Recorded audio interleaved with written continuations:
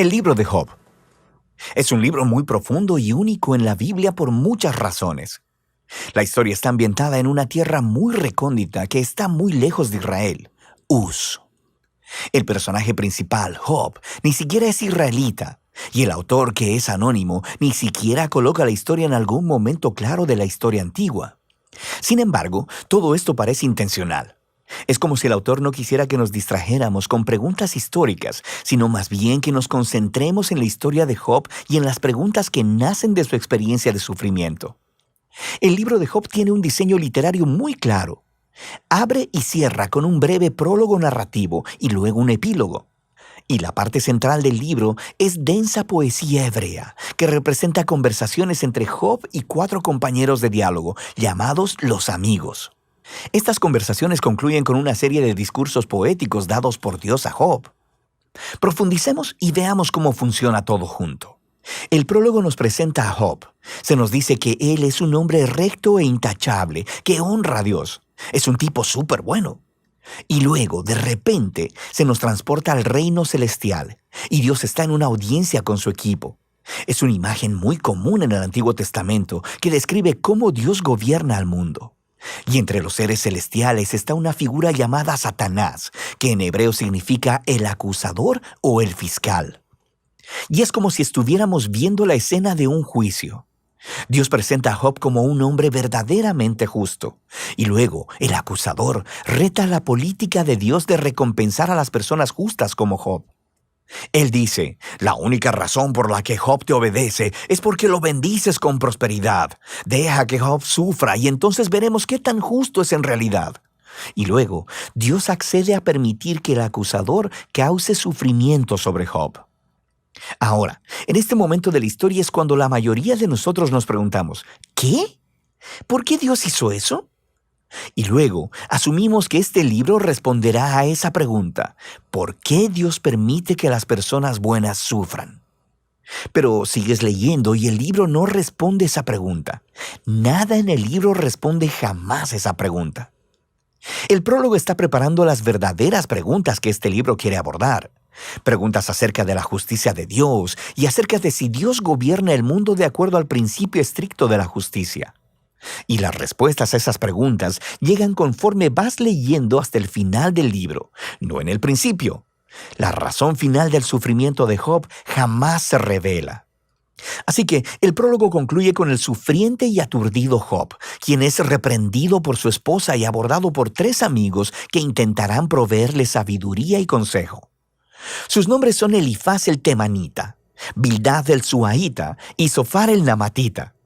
Al igual que Job, ninguno de ellos es israelita y representan lo mejor del pensamiento del antiguo cercano oriente acerca de Dios, el sufrimiento y la condición humana. Y esto nos lleva a la parte principal del libro. Primero habla Job, y así es como funciona esta sección del libro. Primero hablará Job y después le seguirá la respuesta de un amigo. Luego Job le responderá a ese amigo. Luego otro amigo responderá la respuesta de Job. Y así de un lado a otro durante 3 ciclos. Y todo este debate se enfoca en 3 preguntas. ¿Es Dios verdaderamente justo en su carácter? ¿Gobierna Dios el universo en el principio estricto de justicia? Y si es así, ¿cómo se explica entonces el sufrimiento de Job? Y como veremos, Job y los amigos están hablando desde una enorme suposición acerca de cómo la justicia de Dios debe verse en el mundo, que cada cosa que suceda en el universo debe operar de acuerdo al principio estricto de justicia. Así que si eres una persona buena y sabia y honras a Dios, te sucederán cosas buenas, Dios te recompensará. Pero si eres malvado y estúpido y haces cosas pecaminosas, te sucederán cosas malas, Dios te castigará. Ahora, el argumento constante de Job a lo largo de estos discursos es este. Primero, que él es inocente, así que la implicación de eso es que su sufrimiento no es un castigo divino. Sabemos por el prólogo que ambas cosas son verdad. Recuerda, Dios mismo dijo que Job era recto e intachable, así que Job concluye su argumento acusando a Dios. O Dios no gobierna el mundo de acuerdo a la justicia, o aún peor, simplemente Dios es injusto. Los amigos, por otro lado, están en desacuerdo. Su argumento es que Dios es justo. La implicación es que Dios siempre gobierna el mundo de acuerdo a la justicia de esta manera, así que concluyen acusando no a Dios, sino a Job. Job tuvo que haber hecho algo muy, pero muy malo para que Dios lo castigue de esta manera. Ellos incluso empiezan a inventar posibles pecados que Job debió cometer. Job protesta a todo esto. De hecho, se molesta tanto con los amigos que eventualmente se harta de ellos. Lleva su caso directamente a Dios. Ahora, algo que hay que tener en cuenta es que Job está en una montaña rusa emocional en estos poemas. Él pensaba que Dios era justo, pero ahora no puede reconciliar esto con su sufrimiento. Así que en algunos arranques, él acusará a Dios de ser un bravucón. En una ocasión incluso declara que Dios ha orquestado toda la injusticia en el mundo. Pero al momento en que pronuncia ese pensamiento, se aterroriza de éste, porque él quiere tener esperanza y creer que Dios es verdaderamente justo. En esta sección, Job está fuera de control. Así que hace una última declaración de su inocencia y luego demanda que Dios se aparezca personalmente para explicarse. Es en este punto que se aparece un amigo sorpresa, Eliú el Busita. Él no es israelita, pero sí tiene nombre hebreo. Y Eliú tiene las mismas suposiciones que Job y sus amigos. Él alega que Dios es justo y que eso implica que Dios siempre opera el universo de acuerdo a la justicia. Pero luego Eliú llega a una más sofisticada conclusión de por qué las personas buenas sufren. Podría no ser un castigo por el pecado en el pasado. Dios podría estar infligiendo sufrimiento como una advertencia para ayudar a las personas a evitar el pecado en el futuro. O Dios podría usar el dolor y el sufrimiento para forjar carácter o para enseñarles lecciones valiosas a las personas. Eliú no pretende saber por qué Job está sufriendo, pero él está seguro de algo. Job está equivocado al acusar a Dios de ser injusto. Job ni siquiera le responde a Eliú, y el diálogo termina. Es como si la sabiduría de los antiguos se hubiera agotado y el misterio permaneciera. Y luego, de repente, Dios se aparece en un torbellino y le responde a Job personalmente. Primero responde a la acusación de Job de que es injusto e incompetente para gobernar el universo. Así que Dios lleva a Job en un tour virtual del universo y le empieza a hacer todas estas preguntas acerca del orden y el origen del cosmos. ¿Estaba Job ahí cuando Dios diseñó la tierra u organizó las constelaciones? ¿Job ha ordenado alguna vez la salida del sol o controlado el clima? Dios tiene sus ojos en todos estos detalles cósmicos que Job ni siquiera ha concebido. Luego, Dios empieza a entrar en detalles describiendo los hábitos de pastoreo de las cabras de montaña y de cómo los ciervos dan a luz o de los patrones de alimentación de los leones y los burros salvajes. ¿Cuál es el punto de todo esto? ¿Recuerdas la suposición de Job y sus amigos acerca de cómo se vería el mundo si Dios gobernara de acuerdo a la justicia? Debajo de esa suposición está una más profunda, que Job y sus amigos tienen una perspectiva lo suficientemente amplia para declarar cómo Dios debe gobernar el mundo. Y la respuesta de Dios con este tour virtual destruye todas esas suposiciones. Primero que nada, muestra que el universo es un lugar vasto y complejo, y Dios tiene sus ojos sobre todo, cada detalle. Job, por otro lado, solo puede fundamentarse en el pequeño horizonte de su experiencia de vida. Su visión del mundo es muy limitada, así que lo que parece injusticia divina desde el punto de vista de Dios necesita ser visto desde un contexto infinitamente mayor. Job simplemente no está en la posición para hacer una acusación tan grande acerca de Dios. Después del tour virtual, Dios le pregunta a Job si le gustaría administrar cada detalle del mundo por un día, de acuerdo al principio estricto de justicia que Job y sus amigos asumieron, castigando cada mala obra de cada persona a cada momento con la retribución exacta. Y el hecho es que aplicar la justicia en un mundo como el nuestro es extremadamente complejo. Nunca es blanco y negro como Job y sus amigos parecen pensar, lo que lleva al punto final de Dios.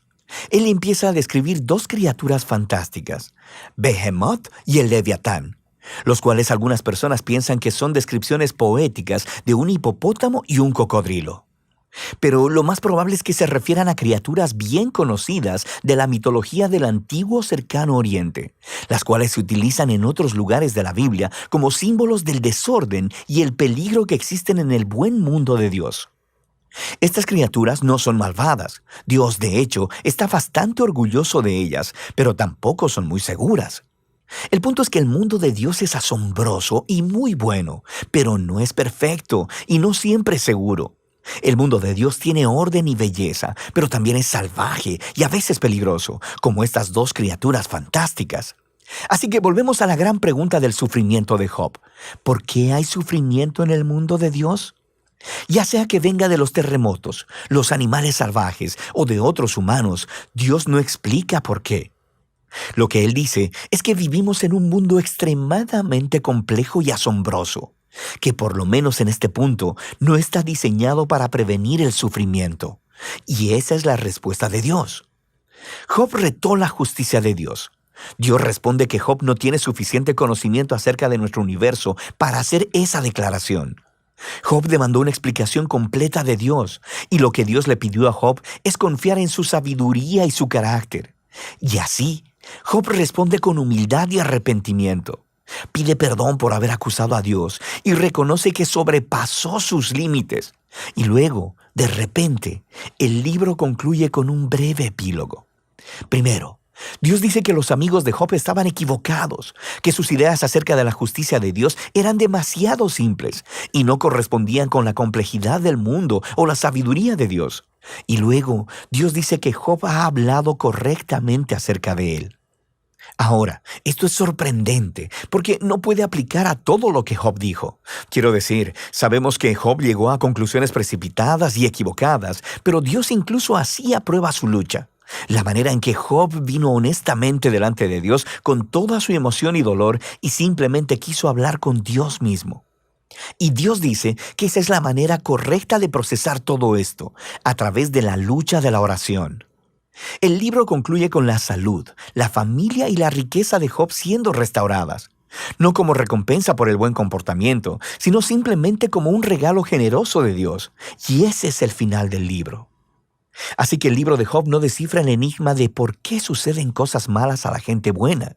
Más bien, nos invita a confiar en la sabiduría de Dios cuando nos encontramos con el sufrimiento, en lugar de tratar de comprender las razones.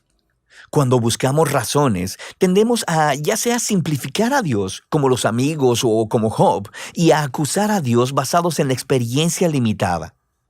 Y así es que el libro nos invita a llevar nuestro dolor y nuestro pesar con honestidad delante de Dios y a confiar en que a Él realmente le importa y sabe lo que está haciendo.